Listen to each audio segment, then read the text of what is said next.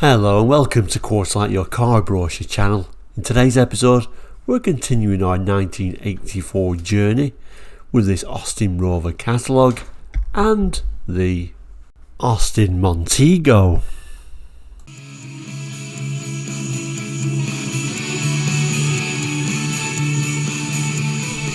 Hello and welcome back to Quarterlight. Now, Quarterlight, if you're new, we're a car brochure channel here on YouTube, looking at car brochures from around the world for the 60s, 70s, 80s and 90s and sometimes beyond that as well. So if you're interested in cars, car brochures, looking back at cars gone by, please consider subscribing. It's all about memories really, more than anything. Now subscribing is completely free. I know a few of you don't realise that. It is free. So just click that subscribe button. Keeps you in touch with the channel. Anyway, back to today's episode. Yeah, we've been looking at a 1984 Austin Rover all-model catalogue. We're now up to Montego. So let's have a look at that now. So here is today's brochure. Quite a simple brochure really. A brochure featuring a Metro on the front cover because, you know, this was like the refreshed Metro with its new interior. Austin Rover cars. Now this would have been for October, November, December 1984, so I think, you know, the 1985 model year. We've already looked at the Metro, the Mini and of course the Maestro. We're now up to the Montego. So let's open to the Montego page and see what we can see. So just before we get there, we should just read Austin Rover news. And they're showing rather a nice Montego estate because this is the big news at the time, the Austin Montego estate, a handsome mover. Big show news within the highly regarded Austin Montego range is the launch of 5 handsome new estate car versions, giving Austin a powerful new presence in the estate car market. Okay, now we'll move to the right page.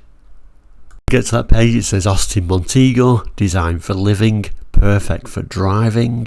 Featuring on this page both the MG version and the estate. In this, guys, a 2-litre HLS, so a very high spec estate for the time. So first page is a bit of an introduction. Quite nice little see-through images though. Firstly here for the saloon version, this is a 2-litre HLS, and of course of the estate, and again this is a 2-litre HLS but the HLS estate. Also showing this unusual roof rack on here. These early ones didn't actually come with this roof rack on any model, but it was kind of like an optional extra on all the estates, so quite unusual to see them with that integral roof rack on these early ones. And then on the right hand side, it's kind of like showing this unusual system, what it refers to as being an easy removable spare wheel system. Anyway, let's go to the trim levels proper. So when we get to these trim levels proper, we first get to this very lowly model. We just get one tiny little image of the 1.3. You can also have it as a 1.6. Now this isn't even an L, and the main image here is the L trim, which I'm sure most people would have at least moved up to an L. Now unfortunately these early Montegos, like unfortunately a lot of BL cars, kind of like really suffered from a lot of build quality and reliability issues at the start, which, as we've seen it in the past with other BL models, kind of like tarnishes the name for the entire duration of the Montego. Though as it kind of like went on over the years, it actually became a pretty good car actually. But these early ones, like I say, because they suffered from issues with the build quality, that certainly affected sales. However, I'm just going to go slightly off track for a second. Like I say, however, when it was actually tested early on, and I've just pulled out this fleet engagement leaflet, which is a reprint from Motor. So Motor Week ended May the 19th, 1984. It goes through and tells you what, you know, your fleet car, what should you buy as a fleet car. And we can see the fleet cars tested, kind of like your typical, you know, cars you would see at the time as your fleet vehicle. Of course, we've got the Montego base models, because we're talking about a fleet, so just a 1.6L. We've got a lowly Cavalier. We've actually got a Toyota Carina, which is an unusual one to put in there, not a very common fleet vehicle. And of course we've got the jelly moulded Ford Sierra, all very lowly models, all 1.6s. Although that unusual Carina is actually a GL when all the other models are just the lowly L. So it kind of like did the test, your usual sort of things, your build quality, your road holding, and really the Montego build quality wasn't really well known at this time. The issues weren't really shown on these early ones here because obviously it's a brand new vehicle. Testing, of course, when we test brand new vehicles we get different results than we do a year or so later, of course, but the result is interesting. Interestingly enough though, it does kind of like mention fit and finish, and fit and finish is kind of like parts of its conclusion, how it picks the car. It does tell us here Austin Rover has taken a giant stride forward in the quality of their interiors with the Montego, and just as significant, their marketing department has decided that even the lowly 1.6L model should look as plush and inviting as most people's GLs. So it's the Montego that makes the best use of its plastics with a classy imitation of leather, textures and tastefully coordinated colours that harmonise well with the headlining and attractive fabric trim seats. But it does go on to say, however, while commendingly free from squeaks and rattles, this is a drastic contrast to most Maestros, the interior assembly fit could have been better and the door shut lines more even on our test car. So it kind of like does point to some kind of like assembly finishes, although it doesn't really go into details that, you know, actually the build quality and reliability wasn't great on these early ones. But the surprise is the conclusion, and it does conclude the Montego has taken on the best and won. Now the fleet buyers must decide. So in this particular very early test comparison with these other models that you may today kind of like see them as been higher up than the Montego, it's telling us that the Montego is the best choice for your fleet vehicle at this time.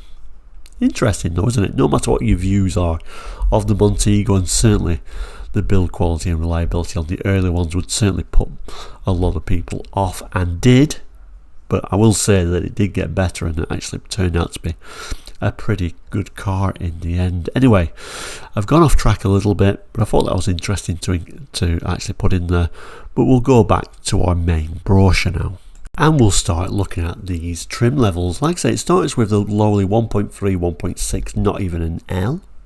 Tells you you'll find it hard to believe that these are the price leaders of the Montego range. Electronic engine management on both the 1.3 A Plus and 1.6 S series engines, plus smooth transmission, give your pocket a sporting chance at the petrol pumps, especially with the optional speed gearbox. So the lowly models, although it's kind of like saying, ooh, you can get an optional 5-speed. Standard was of course a 4-speed, and I'm sure most of them would have had just a lowly 4-speed. So for that reason alone, I think I would have moved up to the L at least. Anyway, it goes on to tell us the superb paint finish, stylish body coloured bumpers, generous glass area and marled cloth seat facings make this car a pleasure to be seen in. Value for money. Many useful extras that make life easier are included as standard on the 1.3 and 1.6. Extras such as halogen headlamps, inbuilt rear fog lamps, garage security system, lockable fuel filler flap, heated rear window, 2-band push button radio and a boot and bonnet that can be easily released from the driver's seat. And a great deal more. The colour coordinated fascia holds a reflection free instrument display. Major functions are taken care of in a simple manner by the new style internally illuminated stalk controls in the back seat. Passengers are cosseted with separately ducted rear compartment heating. With these levels of comfort and equipment, it is clear that the Montego 1.3 and 1.6 break new ground in driving pleasure. So certainly a very basic model. Like I say, we've only got one image of the not even an L models, and this is the lowliest of them all, the 1.3, no wheel trims. But like I say, I think the main thing would have been that gearbox. I think I would have moved up to the L just for the 5-speed gearbox rather than just optioning it on this very base model. And I'm sure the 1.3, not even an L, would be an extremely rare car today. But let's move up to, and I'm sure most people did, to the Montego 1.6L. Montego 1.6L is both fast and frugal, an efficient driving machine that doesn't cut corners on comfort. The 1.6L has a distinctively handsome appearance with silver finish grille, flush fitting sports wheel trims, exterior brightwork and new moonstripe tweed seat facings. The radio stereo cassette with 4 speakers and balance control, plus a useful cassette storage facility. Internally adjustable twin door mirrors, cigar lighter and soft feel steering wheel make every trip a trip to look forward to. The amount of storage space is extraordinarily good. A centre console, trinket tray, small trays for oddments by both front seats, drivers and passenger door bins, plus the load swallowing illuminated boot gives you the space you need. The 1.6L watchwords are performance and economy, with the new S-Series power unit incorporating 5-speed transmission as standard, and I think that certainly is the key, isn't it? You'd want a 5-speed gearbox by this time, surely. But no matter what we think about these cars, it's certainly a huge move forward from the Ital. And then we get the door cards on the 1.6L and that door bin, which looks quite nice actually. The interior of the 1.6L, head restraints, pretty basic head restraints, but they're there as standard. And I do believe even the lowly model had head restraints on it as well. So overall, I don't think the specification levels were too bad on these early Montegos, because we can always think when a car is relatively new, that's usually when it's got the least features on it. So not bad. And in fact, like we read in that fleet leaflet there, the L was more like a GL for most other models, or most other cars I should say. And actually I've just found one more little image of the base model. So this is a Montego fascia for them 1.3, 1.6, not even an L. So of course we should include that. And then the main image. So the main image is this rather lovely 1.6L in very much a car colour of its time, and I think it actually suits them quite well. Cashmere gold metallic.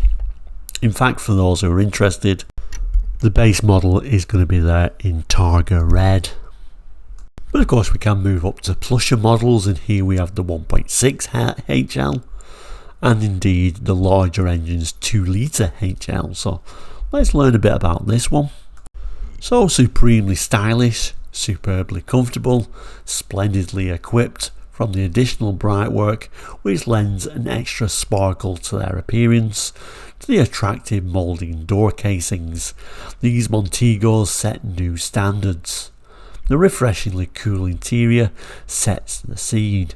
Glare and dazzle are reduced by the bronze tinted glass, cut pile carpets, the new chalk stripe velvet seat trim and fully adjustable upholstered head restraints provide a feeling of genuine luxury.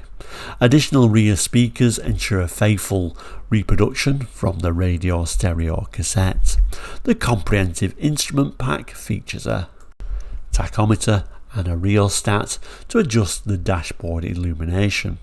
A real comfort at night on the motorway. For additional convenience, a programmed wash wipe system that automatically sweeps the screen 4 times after the washer button has been depressed is also included. On the 2-litre HL, braking power to match the additional engine power comes from ventilated front disc brakes. Today's executive car demands extra versatility. The HL Montegos provide it with the famous 60-40 fold-down rear seats and moulded trays insert into the backs of the rear seats, which can be used as an onboard desk or for picnics on family outings. Rear seat passengers, whether they be children or important clients, can be spread out in comfort with the exceptional legroom. Wide central armrests and integral headrests. There is that familiar Montego interior, and of course, just to remind you are in Montego, it says Montego on there as well. Interior is actually quite nice. The seats do look very nice, and those huge headrests as well. And then we get a little tiny image saying office desk, which is just the rear seat folded down, but still a nice feature on a saloon. And also telling us, picnic tray, if you fold one of those, could be another option for you. Colour here is very much a colour of its time, isn't it? Opaline green metallic. Also gives us an idea how these Montegos were badged. Austin Montego, and then on the right hand side of the license plate there, this particular one is a 1.6 HL. I did like the bright handles actually on the higher spec models. So next model up is the HLS, so quite a comprehensive range of cars even early on, only available as a 2 litre actually. Let's have a look at the text. With the Montego 2 litre HLS, even the most discriminating drivers will find their highest expectations not only met, but surpassed by the carefully chosen specification. Like the HL, the HLS offers the benefit of bronze tinted glass, programmed wash wipe and intermittent wipe, but the luxury and convenience goes still further. The seats are fully trimmed with plain and chalk striped velvets. The electric front windows have one-touch operation on the driver's door. The fuel filler flap can be released from the driver's seat, and central locking secures all doors and boot in one operation. The HLS also features a 2-band electronic tune radio stereo cassette player with LCD display. The superb reproduction coming from 4 speakers with a front rear balance control on the fascia. An additional thoughtful touch on the HLS is the courtesy lamp delay, which, unless the ignition is activated earlier, gives a welcomed 30-second settling down period after doors have closed. Peek on the interior of this high-spec 2 litre HLS, and once again they've decided to give us this picnic tray stroke office feature that it calls it.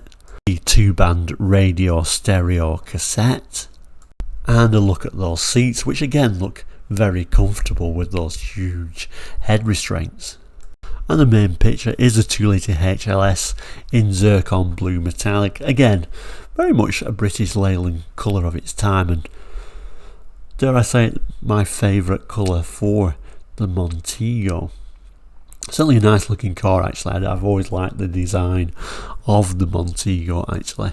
Interesting, it says here Austin Rover acknowledged the assistance of Aston Villa FC. There we go for football. I'm not a football person, so I've really got nothing to say whether these are actual famous footballers or not. You tell me. Anyway, interestingly in the background, they've decided to put a 1.6L there. I'm not entirely sure why they put a 1.6L in the background, but there it is in cashmere gold. Anyway, let's move on up the range. Now, moving up the range at this time means moving up to this very new model at this time, the MG Montego EFI. The sporty Montego, and often I think the MG Montegos were a very underrated car actually. Let's have a look at some of the text. It tells us from the moment you settle behind the wheel of the MG Montego EFI, it fulfills its promise of high performance motoring and sporting luxury. The red rear panel body coloured front grille, distinctive spoilers and the famous MG octagon ensure that this car stands out from the crowd. Styled alloy TD wheels and low profile tyres give sure-footed cornering. Distinctive figure-hugging sports style seats have stylish red piping. The rear seats incorporate integral head restraints, and the versatile 60-40 split turns the thoroughbred MG into a reliable workhorse whenever the need arises. Full instrumentation and a 2-band electronic tune radio stereo cassette unit further enhances the appeal of this luxurious interior specification. Under the bonnet, the MG Montego EFI has a high-performance, electronically fuel-injected 2-litre power unit, matched to a close ratio 5-speed gearbox. Together, the car powers smoothly to 60 in 8.9 seconds and up to 116 miles per hour. Pure MG magic it is to complement this effortless power that the special optional instrumentation has been designed as a comprehensive driver information centre with LCD instrument display, vehicle map, trip computer, information message centre and voice synthesis. The spoken messages cover no less than 17 vital functions, keeping the driver fully informed. Warning messages are supplemented by cautionary advice, the possibility of ice on the road for example, which is detected through the outside temperature sensor. The trip computer provides instant data on demand. Every aspect of the journey, distance, time, fuel consumption is monitored.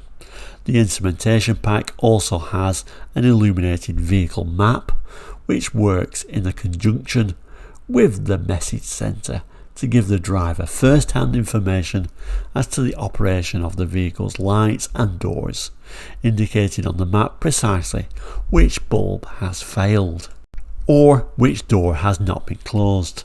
With a digital speedometer, graphic tachometer, fuel and temperature indicators, this is a high technology in action for the executive already accustomed to having the most advanced driving information at its fingertips. A glance on the interior on this particular MG is showing it does actually have that optional instrumentation.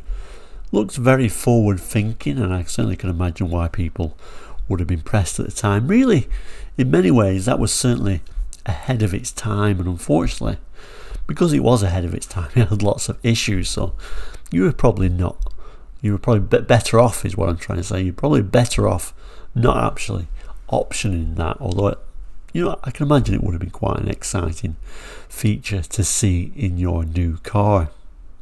We also get a little bit of an image of that fuel injected 2-litre power unit. We get a look at those lovely seats with the red piping and even red on the doors and a red seat belt. And obviously because this is a sporty Montego, instead of having a picnic we're going skiing. Main image here is showing that MG. By looks of it, I think this is actually one of the new colours that became, grew throughout the range, the Moonraker blue metallic, I think. You can move on further up the range and spend more money than your MG by getting a Vanden Plas though. Very plush, and in fact this is the only Montego at this time that came standard with power steering. So let's have a look at this one. So Vanden Plas is a name which is synonymous with coach building excellence. The unique monogram worked into the coach line and wheel trims, and the bright 6 light backlight surround subtly proclaims these models are cars of special status. Inside, the enviable specification will be a delight to the most discerning of motorists. Power assisted steering requires a light touch on the 3-spoke leather bound steering wheel. The luxury profiled seats have facings of box velvet on the Vanden Plas. Summer motoring is made that much more enjoyable with the slide and tilt sunroof that draft-free fresh air and welcome sunshine into the car. Moulded door trims with velvet and wood inserts and seat pockets at the rear for maps or magazines are all part of the traditional Vanden Plas. Craftsmanship, but totally contemporary, is the free band electronic stereo, radio, stereo cassette player. Inside and out, the Montego Vanden Plas unites distinctive and distinguished looks with powerful performance. Let me have a look at that lovely interior, very nice seats, and of course Vanden Plas, it has to have a little bit of wood in there too, doesn't it? A look at the rear of the Vanden Plas, and yeah, it's a lovely rear actually. I really like the tail lights of the Montego actually, and you can see how that is badged and that little bit of extra bright work. Your stereo, your main side-on image showing the Vanden Plas logo in that tape stripe, and then the bright finished door handles and that nice bright finished mirrors on the doors, which I always thought really stood out. The wheels look pleasant, but they are just a wheel trim. But that actually isn't where the Montego story ends for this year. We've also got the estates. Now the estates can be had in the very lowly 1.6, not even an L, so thankfully you couldn't get it as a 1.3. Then you could get a 1.6L, 1.6 HL, 2 litre HL and 2 litre HLS, so no Vanden Plas Montego here and no MG Montego estate. That could have been quite an interesting one, couldn't it? So the high spec one was the HLS, seen here in 1.6L guys, a very popular choice, and what I believe is probably silver leaf metallic. I actually always preferred the estates to the saloons. I always thought they looked nicer as an estate, and certainly a practical estate they were. A nice little cutaway drawing of this estate, kind of like reminds me of brochures gone by actually. So this is the 1.6 HL it's showing here. Optional rear facing seats. We then get a diagram how these kind of like seats in the back can like fold out, and then the diagram showing how small that rear seat was. Then we turn the page, continue looking at the estates, and the main image is a Montego 2 litre HL in Eclipse Blue, and looks like we're going to get better images of those seats. So here it is, that rear seat really demonstrates how narrow that seat is and how small that seat is as well. Not the most practical idea, of course, because it has to fold down, so it isn't even going the width of the car itself, so I'm not sure how practical they really were, although I'm sure it was a bit of a nice little sales thing for those who had a larger family. Salesman demonstrates that, what a great idea, but I'm glad things have moved on a bit actually.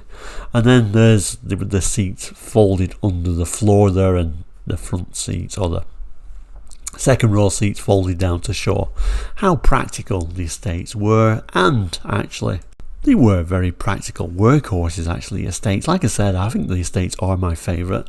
Some estate cars almost look like they've been turned into an estate as a second thought.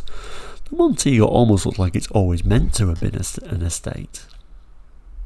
Then the final page, we're now showing the top model, the HLS in a Porto red metallic. Very nice spec actually for the estate, and kind of like there's a couple of kids almost demonstrating those rear seats. The interior, rear seat with armrest, and a little bit of a side shot of this top spec estate. And then finally we'll end with the prices. October 84, we're going to 1.3 base model Montego for £5,469.20, which is certainly a good starting price, and nice to say Montego start from £5,469.20, although I'm sure most people would have moved to a 1.6L for £6,393.62. Although it's quite a jump actually, almost £1,000. So, cleverly marketed. I understand why some people may have plumped for that base model, but remember, you're only getting a 4-speed gearbox. Moving up the range, the prices pretty quickly jump up. Certainly the Van der Pla appears pretty expensive compared to the rest at £8,568.85. I think I might have preferred to go for the MG actually, which was cheaper at £8,191.36. Base model Montego Estate, not even an L, £6,394.86. I think is a bit of a bargain for what is a nice workhorse, but you could spend more going up to the HLS Estate for £8,545.17, which is actually cheaper than your Van der Pla saloon. So like I said, that Van der Pla certainly seems quite an expensive option. And yes, I'm sure there's a few of you shouting throughout the parts where I'm talking about the Van der Pla saying that's not how you say Van der Pla. Well, yeah, it's not strictly the correct pronunciation, but this particular channel really, and Quarterlight itself, is always about looking back in the past, and I'm pretty sure back then they were saying Van der Pla, certainly in my memory at least. Anyway, what do you think about the Montegos? Just in the comments, always really interesting to see. Next week we're moving into Rover, of course. Thank you so much for watching today. Please do like and subscribe, it is all completely free. And I'll end by... So we'll end as we began, with these lovely images of the 2-litre HLS Estate and the MG in the background. I'm going to add a couple of boxes here as well. That can be other episodes you can actually have a look at your own leisure. And of course, like I said before, do consider liking and subscribing. It is all completely free. Thank you so much for watching. Please do take care, and we'll see you very soon. Goodbye.